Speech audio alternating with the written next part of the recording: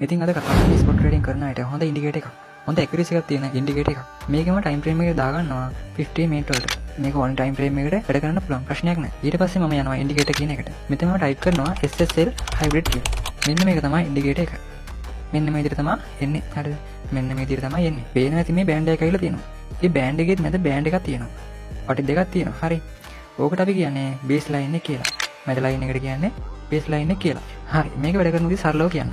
මේකේ බෑන්ඩ් එක නිල් පාට වුණොත් ඒ කියන්නේ ලොන්. උඩට අප් වෙන සම්භාවිතාවයක් තමයි තියෙන්නේ. මේ බෑන්ඩ් එක රෙඩ් කලර් වුණොත් ඩවුන් වෙන තමයි සම්භාවිතාව තියෙන්නේ. එහෙම තමයි මේක වැඩ කරනවා කියලා කියන්නේ. හරි. ඒකෙන් අප් වෙනවා නම් නිල් පාට හැදෙනවා නම් අනිවාර්යයෙන් මේ බේස් ලයින් එක තියෙනවනේ. ඒ කියන්නේ මැද ලයින් එක ක්‍රොස් වෙන්න ඕනේ කැන්ඩල් එකකින් හෝ විග් එකකින්. කැන්ඩල් එක කියන්නේ මේ බොඩි එක.